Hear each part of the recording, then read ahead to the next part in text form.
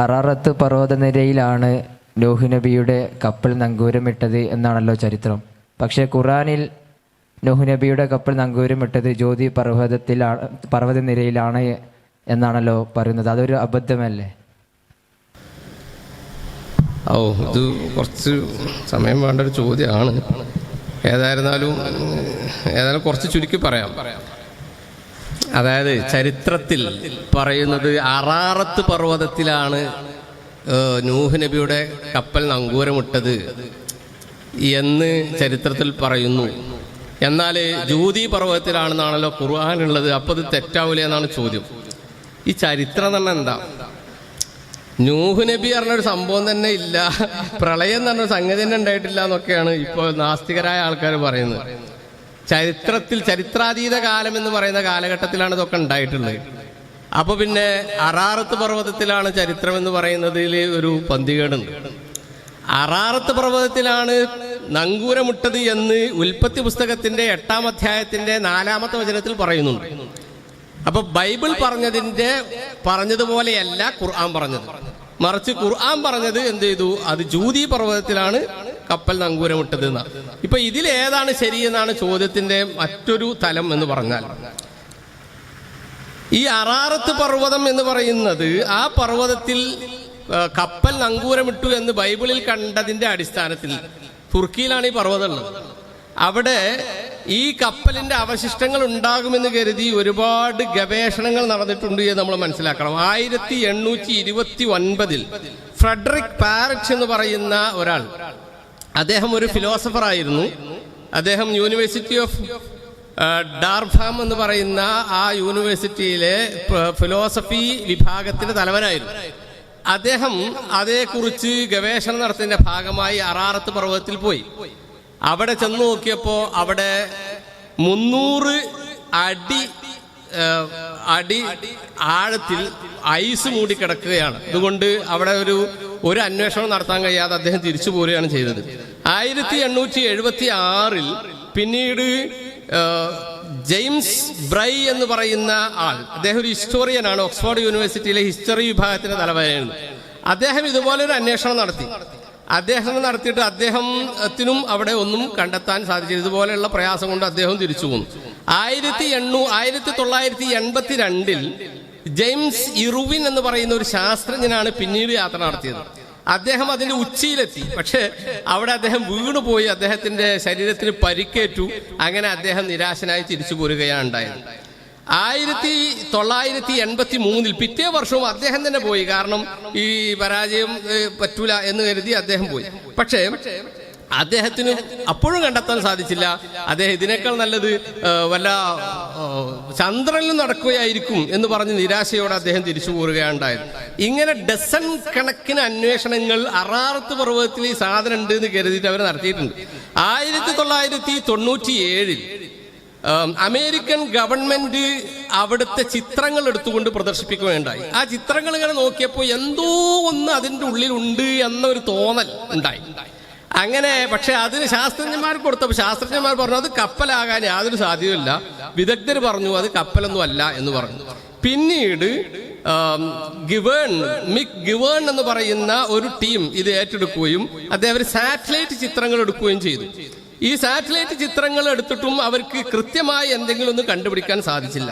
2003 ഇതിനെ ഡിജിറ്റലേവ് ഗ്ലോബ് എന്ന് പറയുന്ന ഒരു കൊമേഴ്സ്യൽ ഗ്രൂപ്പിനെ ഈ വിഷയം ഏൽപ്പിക്കുകയും അവർ ഇതേക്കുറിച്ച് അന്വേഷണം നടത്തുകയും ചെയ്തു. അങ്ങനെ അന്വേഷണം നടത്തിയപ്പോൾ ഒരുപാട് സാറ്റലൈറ്റ് ചിത്രങ്ങൾ അവരെടുത്തു. അപ്പോൾ അതിൻ്റെ ഉള്ളിൽ എന്തോ ഒന്നുണ്ട് എന്ന ഒരു സംശയം പിന്നെയും ഉണ്ടായി. അങ്ങനെ അത് ശാസ്ത്രജ്ഞന്മാർക്ക് കാണിച്ചു കൊടുത്തപ്പോൾ അവർ പറഞ്ഞു അത് കപ്പലൊന്നുമല്ല, അതൊരു പാറയാണ്, അതിൻ്റെ അപ്പുറം അതിലൊന്നുമില്ല എന്ന് പറഞ്ഞു. അങ്ങനെ ഈ 5000-ലേറെ മീറ്ററുള്ള ഈ പർവ്വതത്തിൽ 60 കൊല്ലത്തോളം അന്വേഷണങ്ങൾ നടത്തി.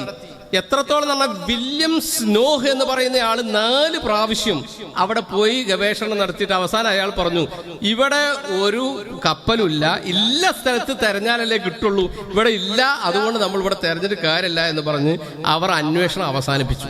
എന്നാൽ അതേസമയം ഈ അറാറത്ത് പർവ്വതത്തിൽ നിന്നും 200 മൈൽ അകലെയുള്ള സ്കൂഡി അല്ലെങ്കിൽ ജൂതി എന്നൊക്കെ പേരുള്ള പർവ്വതം, ആ പർവ്വതത്തിൽ അന്വേഷണങ്ങൾ പിൽക്കാലഘട്ടത്തിൽ ഉണ്ടായി. 1953 ഫെഡറിക് ബെൻഡർ എന്ന് പറയുന്ന ഒരു ശാസ്ത്രജ്ഞനാണ് ആദ്യമായി ഈ ജൂതി പർവ്വതത്തിൽ 6500 വർഷത്തെ പഴക്കമുള്ള ഒരു കപ്പലിന്റെ അവശിഷ്ടം ഉണ്ട്, അല്ലെങ്കിൽ കപ്പലിന്റെ സ്ട്രക്ചർ ഉണ്ട് എന്നൊരു നിഗമനത്തിലെത്തിയത്. ഇത് ഇദ്ദേഹം പറയാൻ അതിന്റെ ഒരു ചിത്രം 1960 സെപ്റ്റംബർ 5 ലൈഫ് മാഗസിനിൽ അദ്ദേഹം ഒരു സാങ്കല്പിക ചിത്രം, ഒരു കാൽപ്പനിക ചിത്രം അദ്ദേഹം പുറത്തുവിടുകയും ചെയ്തു. ഈ ഒരു ഗവേഷണത്തിൽ ഇതിനൊരു കാരണമുണ്ട്. 1953 ഇദ്ദേഹം ഇങ്ങനെ പറയാൻ ഒരു കാരണമുണ്ട്. 1948 റോഷിദ് സാരിയാൻ എന്ന് പറയുന്ന ഒരു കുർദിഷ് പയ്യൻ ഈ നല്ല ഒരുപാട് ഭൂകമ്പങ്ങളും അതുപോലെ തന്നെ കനത്ത മഴയും ഉണ്ടായ ഇതിനെ തുടർന്ന് അത് വളരെ വിടർന്ന് അതുപോലെ പരന്നു നിൽക്കുന്ന ഒരു സമയത്ത് ഈ സ്ഥലത്തിലൂടെ പോയപ്പോ എന്തോ ഒരു കപ്പലിന്റെ ഒരു മുദ്രണം ഇതിന്റെ പുറത്ത് അദ്ദേഹത്തിന് ശ്രദ്ധയിൽപ്പെട്ടു. ഇതിന്റെ അടിസ്ഥാനത്തിൽ ആണ് നേരത്തെ പറഞ്ഞ ഫെഡറിക് ബെൻഡർ ഇവിടെ അന്വേഷണം നടത്തുകയും അങ്ങനെ അദ്ദേഹം ഈ കപ്പലുണ്ട് എന്നും അതിന്റെ കാൽപ്പനിക ചിത്രം പുറത്തുവിടുകയും ചെയ്തത്. പിന്നീട് ഈ ഒരു അന്വേഷണം റോൺ വയറ്റ് എന്ന് പറയുന്ന ഗവേഷകൻ അദ്ദേഹം ഏറ്റെടുക്കുകയും അദ്ദേഹം ഈ ഗവേഷണം മുന്നോട്ട് നയിക്കുകയും ചെയ്തു. 1977 അദ്ദേഹം ജൂതിയിലേക്ക് യാത്ര പോയി. 23 പ്രാവശ്യമാണ് അദ്ദേഹം 15 വർഷമെടുത്തുകൊണ്ട് 23 പ്രാവശ്യം ഈ ജൂതി പർവ്വതം അദ്ദേഹം ഗവേഷണം നടത്തുകയും മെറ്റൽ ഡിറ്റക്ടറും അതുപോലെ റഡാർ സ്കാനറും ഒക്കെ ഉപയോഗിച്ച് പരിശോധന നടത്തുകയും ചെയ്തുകൊണ്ട് ഇവിടെ കപ്പൽ ഉണ്ട് എന്ന് അദ്ദേഹം അസന്നിഗ്ധമായി പ്രഖ്യാപിക്കുകയും ചെയ്തു. എന്നിട്ട് നൂഹ് നബിയുടെ കപ്പൽ ജൂതി പർവ്വതത്തിൽ അത് കണ്ടെടുക്കപ്പെട്ടു എന്ന രൂപത്തിൽ പത്രങ്ങളിൽ തന്നെ വാർത്തകൾ വരികയും ചെയ്തു. ഇന്ന് തുർക്കി ഗവൺമെന്റ് നാഷണൽ പാർക്ക് എന്ന് പറഞ്ഞുകൊണ്ട് അതിനെ വേറിട്ട് വ്യതിരക്തമായി നിർത്തുകയും ചെയ്തിട്ടുണ്ട്. അപ്പോ ഇങ്ങനെ വന്ന സന്ദർഭത്തിൽ ക്രിസ്ത്യാനികൾ ഒരു പെടലാണല്ലോ പെട്ടത്. അപ്പൊ അവർ എന്ത് ചെയ്തു? ഈ അറാറത്ത് പർവ്വതത്തിനെ എങ്ങനെ ജൂതി പർവ്വതമാക്കി മാറ്റാം എന്നൊരു ശ്രമമാണ് പിന്നീട് അവർ നടത്തിയത്. അവര് പറഞ്ഞ് ഈ അറാറത്ത് പർവ്വതം എന്നതുകൊണ്ട് ഉദ്ദേശിക്കുന്നത് പർവ്വതമല്ല, ഉറാറട്ട് കിങ്ഡം എന്ന് പറയുന്ന ആ കിങ്ഡത്തിന് മൊത്തമായ പേരാണ്. അപ്പൊ ആ രാജ്യം മൊത്തമാണ് അതിൽ പെടുക. അപ്പൊ അതിന്റെ ഭാഗമാണ് ഈ ജൂതി പർവ്വതം. അപ്പൊ ഈ ജൂതി പർവ്വതവും എന്തു തന്നെയാണ്, അറാറത്ത് പർവ്വതം തന്നെയാണ് എന്ന് വരുത്തി തീർക്കാൻ വേണ്ടിയാണ് ശ്രമിച്ചത്. എന്നിട്ട് അവര് മറ്റൊരു കാര്യം കൂടി പറഞ്ഞു. യഥാർത്ഥത്തിൽ 200 മൈൽ അകലെയാണ് ജൂതി പർവ്വതം സ്ഥിതി ചെയ്യുന്നത്.